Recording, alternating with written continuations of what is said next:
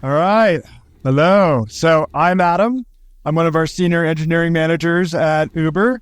And I'm joined with Ty. And today we're going to give a talk about and share some of the stories that we've done for experimenting with using AI in the software development lifecycle. And we hope we have some lessons that you can take away from that.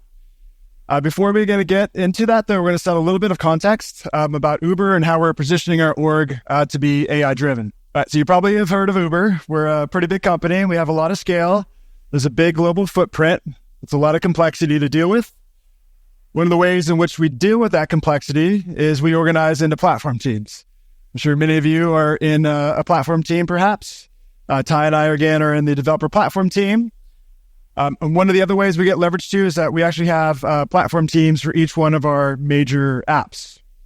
And ultimately our customer, right, and being a developer platform are all of the feature engineers, right, the back-end engineers, the front-end engineers. So what's the ultimate product that we deliver to these engineers, right? Is it the build system? Probably not, right? The ultimate product is the developer experience.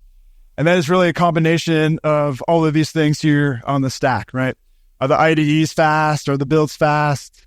The documentation good? Are the libraries and frameworks good to use? And the way that we measure that is with the Net Promoter Score. So we've actually done pretty well over the last couple of years.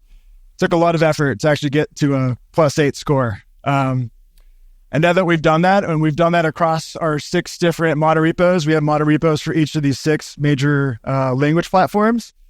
We're starting to shift our focus now to how do we deal with all the technical debt that we have in our monorepos, right? There can be, if we took actually those 6 monorepos and combined them into one, there would be over 100 million lines of code. That's a lot of code to deal with. And that code needs to be constantly updated and upkept, right? Things like version updates, language migrations. We also have issues where we have maybe multiple versions of a client, like a MySQL client in the monorepo. It'd be better just to have one that would be simpler, right? There's other areas in our code base where we could be lacking test coverage. And, it'd be nice if we can do bigger. If we need to do bigger migrations, we need to have the right test coverage in place, right? So we can do that safely. All right, so we know we want to go after that problem. But, we went to, we like to get some more headcount, obviously, from our leadership in order to go after that. We went and asked for headcount. And instead of getting headcount, we actually got this sweet poster instead. So I don't know how many of you are still in this sort of environment now? Right? Okay.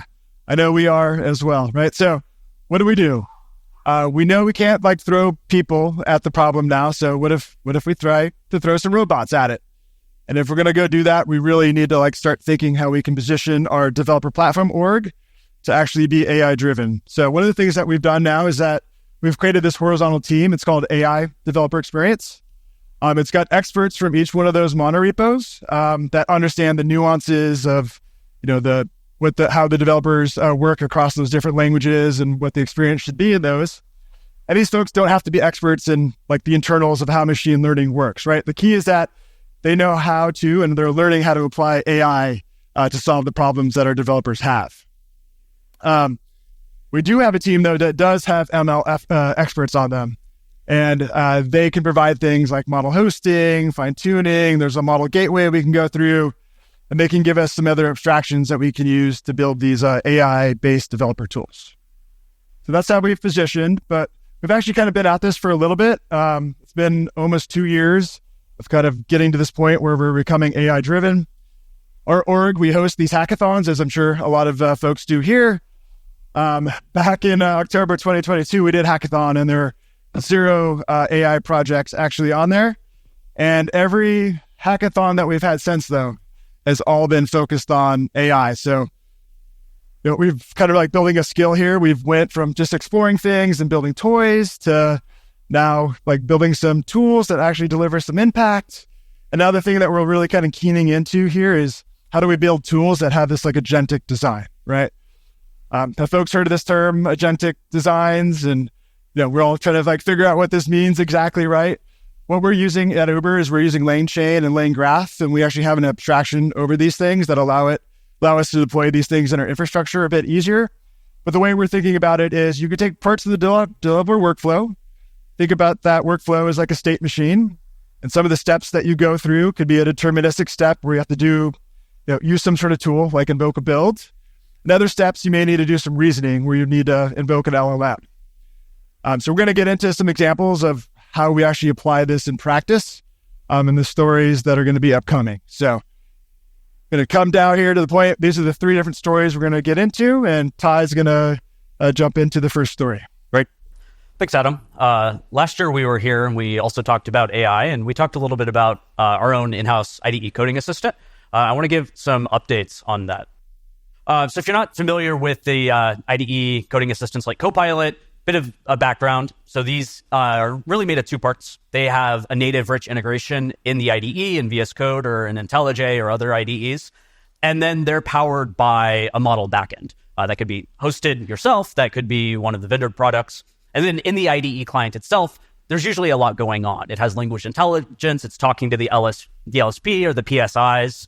It's doing verification on the type of results it gets back. And then often you have extensibility APIs that allow consumers to build on top of it. So we had been using Copilot for a little while, and people were liking it. We had this hypothesis that, we have 100 million plus lines of code. That isn't, Copilot's not trained on that. What if we trained our own model and powered that? Could we get better acceptance rate? So we set a few requirements. One, this had to be Uber aware. We had to fine tune on our code and be integrated deeply into the workflow.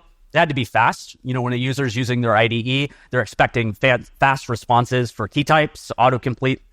Similarly, this would need to behave that way. It had to be cost effective so that we could host this and it wouldn't be a crazy cost outlier.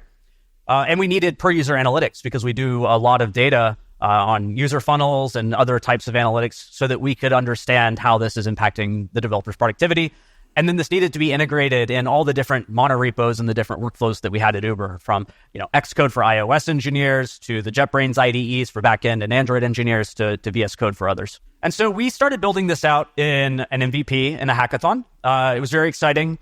We got some great demos out of that. People started hyping it from that. I saw those floating around in different leadership decks. We started evaluating the different LLMs that would make sense for doing this product. We looked at StarCoder and CodeLlama and a few others. We really then started internal evangelism, advocating for a team, for headcount, for what the project would look like, roadmaps, getting buy-in from leadership, finally resulting in a pretty wide variety of investments. We had engineers working in all of the IDEs. We had engineers working in model hosting. We had engineers working on the fine-tuning. We had engineers working on service infrastructure to fetch context. It was a pretty large project all in all.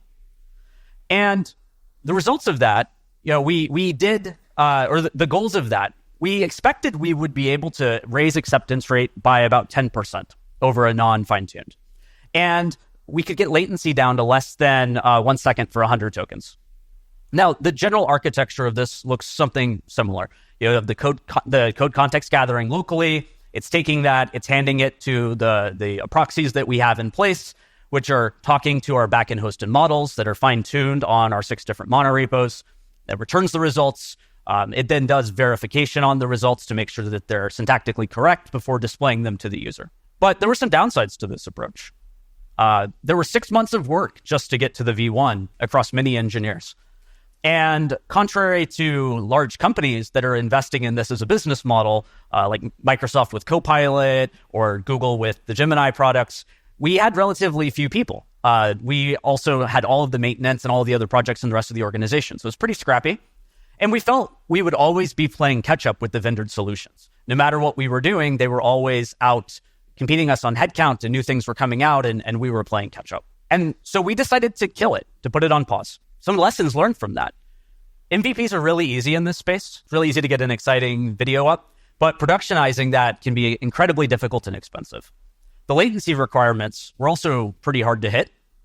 We learned that the user experience matters a lot. It's not just the accuracy of the models, but it's the full flow. That is everything from the UI experience, the workflows, the integration, and all of that actually added up to be quite a bit of complexity of the overall scope of the project. We discovered that there's a big risk in cannibalizing the UI surface areas. If they were already using Copilot and had chats there, were we adding another chat? Were we hijacking the autocomplete? This added a lot of risk. So we decided to follow the ecosystem principle, where we want to build on top of ecosystems or produce ecosystems. And so we leaned very heavily into GitHub Copilot. We had already had the initial rollout, And we started investing in evangelism and reducing the friction and automatically provisioning it into our cloud developer environments. And then, of course, this is a very fast-moving landscape. There are other vendor products. There's open source to continue to look at as well. So we set a framework in place so that we can continuously evaluate and be able to pivot quickly as the landscape changes. So building on top of the ecosystem principle, we now have a platform of, a vendored solution. And we decided to build further on top of that to create a platform. Now, out of the Code Assistant project, we had several reusable projects we were able to extract. These are important later. One, we had a code context gathering infrastructure so that we could do searches and lookups and provide the specific information that would be necessary. And we were able to apply that to several other LLM-based products to automatically fix data races in Go, to automatically fix linters in our Java backend repo, and to help automatically fix crashes. We also were able to take the assistant proxy and be able to get telemetry from other vendor products as well.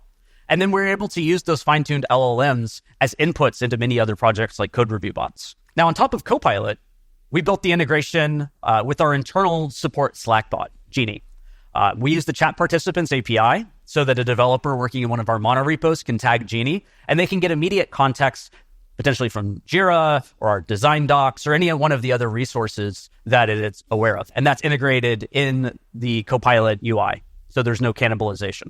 We also lean very heavily into internal evangelism and internal developer relations.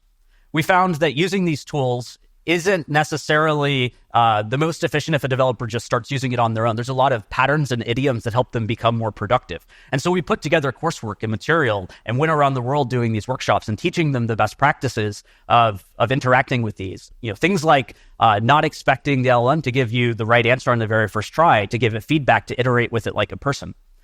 And out of this, we were able to push the adoption rate quite high.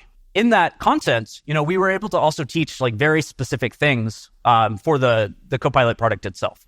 From using the chat participants, both the public ones and the internal ones that we built, from using different chat commands, and for providing relevant context so that the results are the most accurate. What do we see as the future of this space now? Well, one potential, and again, we don't have a mystery ball that we can look into and see the future, but we foresee the coming of maybe platform native LLM integrations. Copilot's been great. That's probably going to continue to be very strong for VS Code, but Xcode is having its own integrated solution. There's obviously always Android Studio Bot and Android Studio or the JetBrains products. And so we see as those IDEs mature, we may see more of a tendency to lean towards platform native integrations here. We also see vendor fine-tuning as a very exciting space. I think, we've all seen the public announcements from GitHub that they're doing fine-tuning in beta now. So we're excited that we can try to recapture some of those gains we had from the internal fine-tuning with the vendor eventually. We're really looking forward to an increase in extensibility. We're already building on top of these from analytics to workflows, but there's a lot more that could be done and that we could be building on top of, both for server-side and for client integrations. We're excited to see open source clients. I mentioned that a lot of that cost was in building and maintaining the native integrations in VS Code and JetBrains. I expect very rich developer communities to maintain really nice products here that you can bring your own models. And so this will be a great time for us to click back in and reduce the maintenance burden. Again, I mentioned that this is a multi-vendor landscape. We expect a lot of these to be leapfrogging each other over time, and we need to stay clicked in. And lastly, difference than maybe a consumer using these tools, there's a lot of enterprise requirements that can go into these, from authentication to compliance to how analytics work. And so we're looking forward to a maturity in that landscape as well. Now, I'm going to hand it back over to Adam. All right, thanks, Time. All right, so now we're going to talk about generating tests. So we'll kick this off by looking at the testing pyramid. I'm sure everyone's probably intimately familiar with this strategy, right? The top of the pyramid, you have things like end-to-end tests. These are testing more full flows. There's a lot more interconnectedness. And at the bottom, you have you're testing more like single functions, and there's a lot more isolation.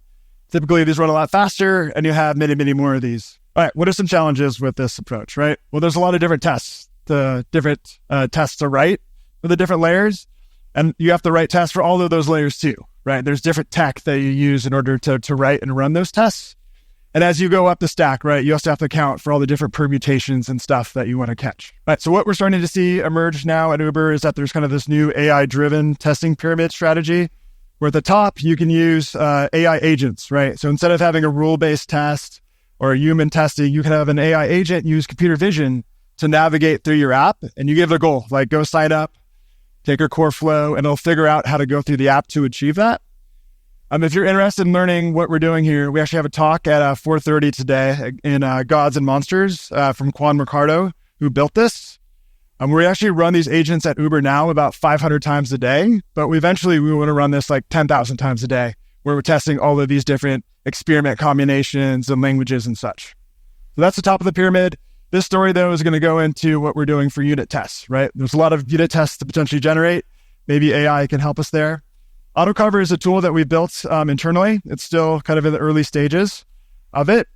But this is kind of what we had set out to go do with this MVP is we don't want to just kind of make tests, then check them in, right? We really want to have the developer be in the loop to iterate there. We don't think the kind of accuracy, there is an error rate there that, we really want to make sure developers are very much iterating on these with it. We wanted to focus on parts of the code base where we knew coverage was lacking. So there's already some existing source code. We don't want to touch that code yet. We just want to make some regression tests to go along with it, right? And ultimately, we want to make the coverage go up, right? So here's kind of what it looks like in practice. Ty mentioned this chat participant API that's in GitHub Copilot. So this is in VS Code. And so we have an @autocover chat participant, and we can give it a / command here. And this is kind of the fancy demo that we showed, like a bunch of tests, like streaming in. In practice, you can have the developer can just have 1 or 2 tests come in and they can kind of iterate with it. But here it is kind of working in action. So what does this look like under the hood? Right, and this gets into that agentic design that I was mentioning earlier. You could take the set of manual steps the developer would go through, right, to go start running tests. And we did this at Uber. There's like 29 steps to actually go through. This is kind of a simplification. But the first thing you do, you kind of prepare your mocks, make a new file. And that's a very deterministic step, right? Then you have a step where we need to invoke an LLM, right? So that's the generate phase. And then we go build and run the tests. If there's any failures, either on the build side or on the test side, invoke an LLM again to fix up the failures, and we're looping around until we get to a desired test coverage target, say something like 80%. Right, so we're like, okay, cool. Let's go show this to our developers, right? This is how it went. A lot of our senior developers came back and were like, is this thing making good tests? And we're like, oh, okay, well, let's go see what we can do here.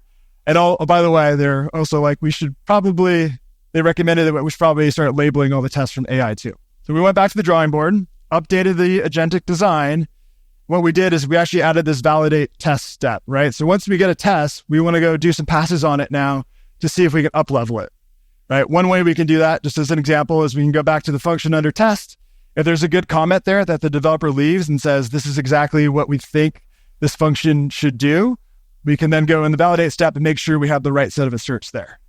There's actually a bunch of other interesting things that we want to do in this area. And so it's kind of a field of active research for us. So say you get a bunch of good tests now, that's looking better.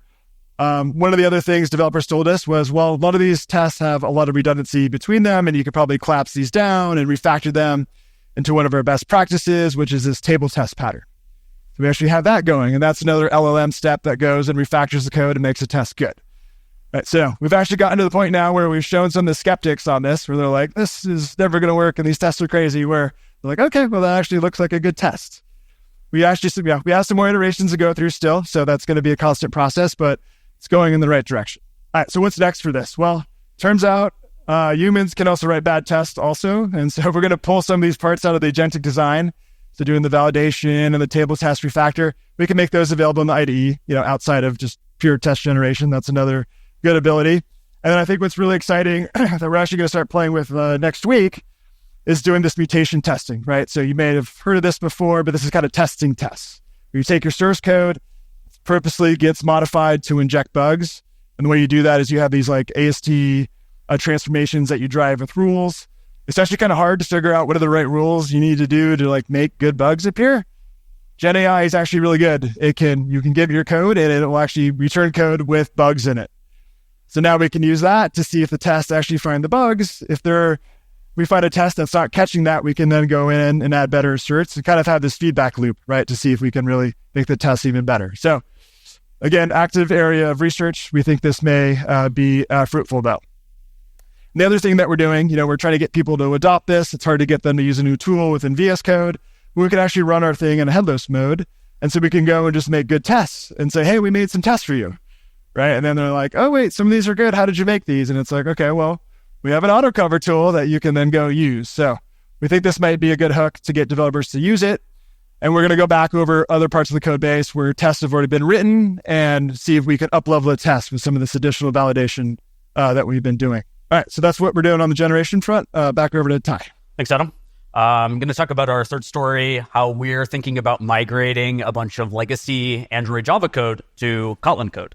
And to get into this, it's worth kind of giving a quick overview of where we're at with Kotlin today.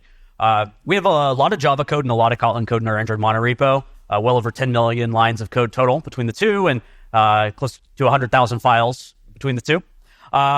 Now, we started adoption of Kotlin back in 2017 in a minor way when Google standardized this as an official language for Android. But we quickly ran into a bunch of performance challenges at scale with build times and other types of issues. And so we published a performance evaluation alongside JetBrains in 2018. We then spent a couple of years kind of burning down those issues, adding different types of compiler avoidance or fixes in annotation processing or code generation that were real bottlenecks for us as we rolled out limited product support, then full product support. Finally, in 2021, we saw a lot of organic adoption in the product teams. And in 2022, you can see the dip now of the Java code where teams were really starting to migrate a lot of their legacy Java code to Kotlin. And so we worked with folks in our org and folks outside of our org to create some assisted migration tooling that was built on top of some of the standard stuff in the industry. Meta had recently released their AST tools. And with this, we rolled this out to the developer so they could use it in their environments and enabled mixed sources at the same time. So you'll see, even more of an uplift in the Kotlin adoption at this time. And finally, this year, we have banned all new Java in the repo with linters, and we've joined the Kotlin Foundation. So that's where we're at today. Let's dive in a little bit to that assisted tooling, since it's going to be important for the parts of the story later. The tooling, right now, it's decentralized. So developers are using it in their own workflows when they're working in their areas so that they can migrate what they own.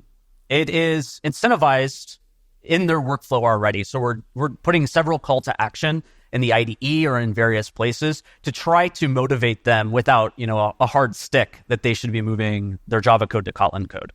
An example here is a banner that we have in all Java files that initiates the flow into our tooling to convert the module to Kotlin. And this is built on top of industry standard tooling, the Kotlin APIs, Meta's AST tooling. This is wrapped around the IntelliJ Java to Kotlin converter, which is a core piece of this. And again, I'll mention, right now, this is helping the developer directly. They're in the loop. This isn't automated in any way. So what this looks like is you'll take a Kotlin file, it gets passed into our system, and that will pre-process the Java file to do things like maybe add nullability annotations so that the IntelliJ Java to Kotlin converter can give you a better output by default. But then that code isn't ready to get checked in yet. There's a bunch of idioms or problems with that potential code. And so we run a lot of AST post processors. Once we have the output of those post processors, the developer has that locally since they're running this tooling. They're able to make any final cleanups that they want. And then when they commit this, we've applied a special tag that is supported in our merge queue that will preserve the history so that we can keep the Java to Kotlin move as opposed to a delete and an add in Git. And then finally, this goes up to obviously CI and code review. Just a couple examples of what these pre and post processors look like. This is not an exhaustive list, but on the pre-processor side, we use Nullaway, which is our open sourced compiler plugin for Java C to give nullable support to Java, to give better annotations in the Java code so that Kotlin is able to understand that in the conversion. And then in the post-processor side, we do things like fixing function extensions for auto-dispose or fixing mocks from annotations to the Mockito Kotlin and a bunch of other typical examples. Now, with this direction, if we didn't change anything, this is what it would look like to finish, to have 0 Java left. It would take about 8 years on the current trends. And we think that's too long. So we started investing in automating this. So if we go back to the diagram I had earlier, removing the human parts of this is the core of the tech, right?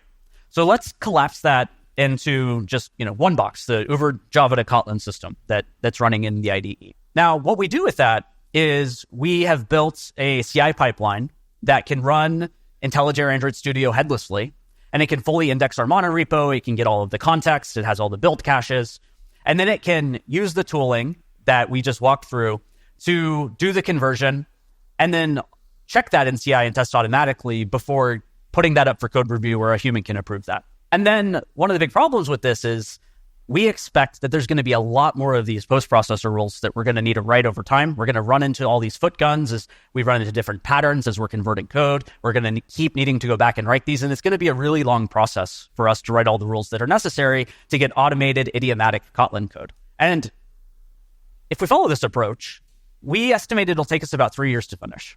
Now, we started an industry working group with Google, JetBrains, and Meta, where we've been working on this space for a little while. We talked at Kotlin Conf. We did a panel there where we talked a little bit about it as well. And so, we know from our peers' examples, we can have a general estimate of maybe how many rules we're going to need to write to really get idiomatic code, and we can predict out what that will look like for us to finish the migration. Now, 3 years still feels a little long. So if we used AI, this is an AI talk after all, can we go faster? Well, obviously, right? Let's just drop this into ChatGPT and say migrate the entire monorepo. That seems totally safe, I think. Obviously, this has some positives, right? It's very flexible. You could just give it code, tell it what you want, and you're going to get an output. You didn't have to write anything yourself. It's very fast. And it's fast to try, to iterate, to deploy, to get it going. But we think the negatives here are pretty risky. Hallucinations are going to happen regardless of the prompt tuning. And any one of those is going to risk a production outage. And for our mobile apps, where we have a very conservative rollout and deploy process and users are slow to adopt new versions, this isn't a risk we're willing to take. And even though we have great engineers that are doing code review from this, they're going to make mistakes. Humans are fallible. And so things are going to slip through.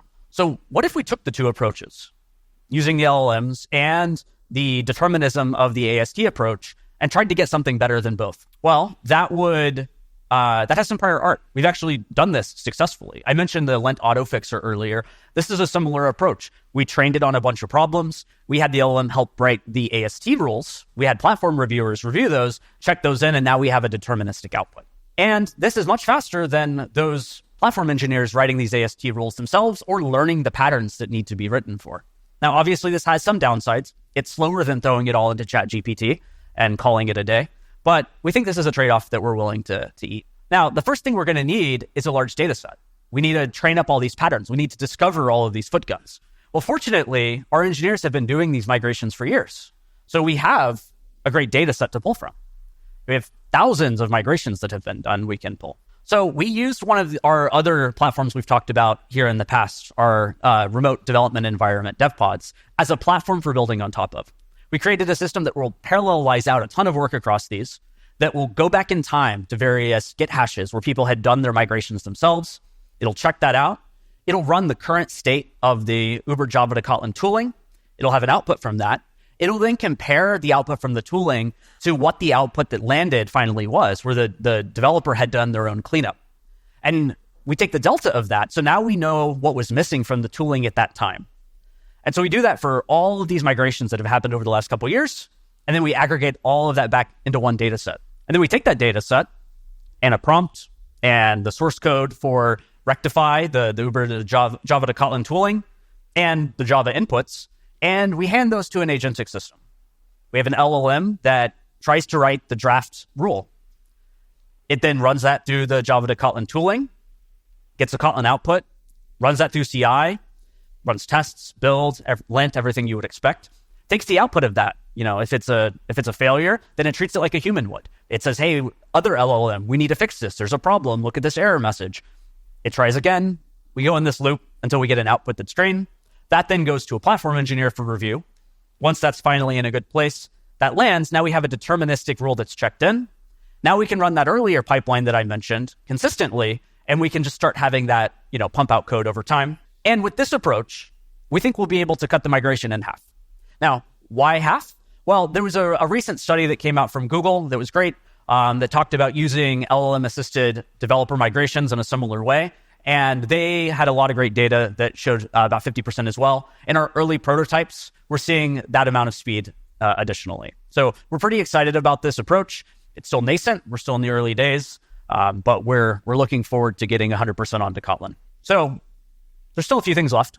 We're not done. There's a lot of challenges in front of us. The rollout risk for this is really high, right? I mentioned the conservative approach we need to take to rolling code out in our mobile repos. So we need to start with the low risk areas, things that we have more confidence in, things that aren't in the core flows, and then slowly build up our confidence. We need to figure out how to categorize the rules properly because you want to have them reusable across many different diffs. And we want to be really cautious with how much noise we're sending to our developers, because if they're doing a lot of code review and there's a lot of mistakes or a lot of bad stuff, we're going to burn trust with our developers. And then there's still some unknowns. Like, can we use LLMs in the migration hot path? Like, are there fallbacks that this would work well for? Maybe comments cleanup, or maybe specific patterns that we just couldn't solve otherwise. What's the right batch size? Should we send one file for a review to a developer, several, a package, a module, one atomic diff of the entire monorepo? Probably not the latter one, but we need to figure out like what's the right balance. And then lastly, the industry is innovating really fast. These LLMs are getting better generation over generation. So we expect over 18 months, this is going to drastically change, and we may be able to pull this more into the hot path, and we'll need to evaluate our approach as we go. So we need to be quick to pivot. So with that last story, let's move on into kind of wrapping up our goals here. One big question we get often is like, how do you measure AI impact? How does your leadership decide to invest? How do you get headcount? How do we justify this? I'll use a concrete example.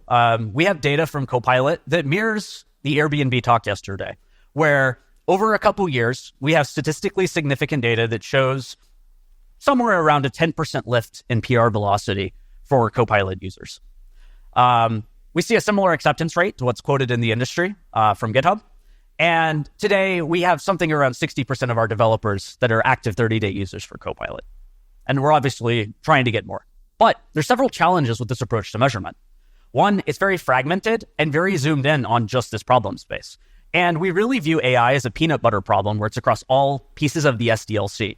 And a lot of those aren't just PR velocity. It might be code review time. It might be a quality fix like auto cover.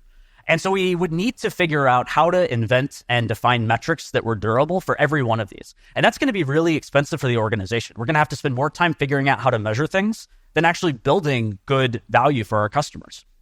And there's risks to making the wrong metrics. Like there's side effects of metrics. If your organization prioritizes lines of code for your engineers, you're going to get more verbose code. If you prioritize test coverage, you're going to have a side effect of flaky tests. And so you have to figure out how to counterbalance these metrics and understand what the side effects are. You also risk making the wrong investments, because if you can't trust these, or they're just showing a part of the story, then you may double down on something that's not the most valuable for the company. Or you may miss entire areas of investment that were just too hard to measure, but were really important. So what are we doing about this? Well, we're leading with a qualitative approach first, and then trailing with the quantitative metrics. So we're asking our developers, how much more productive is this making you? And the majority of our developers say that they are significantly more productive using the LLM tooling that we're providing. And then we're trying to normalize the quantitative approach across all of our different projects into something that we're seeing emerging at other companies as well, which is developer time saved. So we can take everything from the unit tests, which would have had developers writing them, to outage mitigation, which would have developers context switching, to the Java to Kotlin migrations, which would have the developers handling the migration themselves. And we can start to quantify the developer time saved, and then we can have an apples to apples comparison for some of the impact. So with that, I'm going to hand it back to Adam to close us out. All right. So obviously with all this stuff, we want to make some sort of impact. The way we think about the impact space is both in terms of velocity and quality. We've kind of mapped out these three stories onto here. Things like autocover can help you ship quality faster. That's kind of the dream there. But it is a bit of a bet, right? It's in the kind of the transformational bet category. You saw from Ty's talk, a part of the talk, where you can combine deterministic approaches with LLMs to potentially speed up a migration. So that's a good example of how to accelerate things. There is one other dimension as well, which is feasibility, right? We learned in the coding assistant that it was probably too soon for us to be building this internally, and better just to go all in with GitHub Copilot. Maybe that changes in the future. We really do feel like maybe we're just starting to get to the phase where we're walking here. It's okay to have some of those failures along the way because that gives us experience, right? We learned from also in the coding assistants that there was a bunch of reusable components that we can pull out. But we think this is a good time to really start getting that experience in the space, right? Space is moving very, very fast, and we want to be ready to kind of run with it. Last thing here, this is just really kind of the vision of what we imagined, right? We really want the AIs to help make the code bases, especially these very large code bases, more enjoyable for humans to work in, right? Really free up time for humans to actually build and do the craft of software development. Okay, so that's the talk. You want to follow up with Ty or I, you can hit us up on LinkedIn. These are our QR codes, and if there's any questions, we're happy to take questions for a couple minutes here. Feel free to clap. Thank you.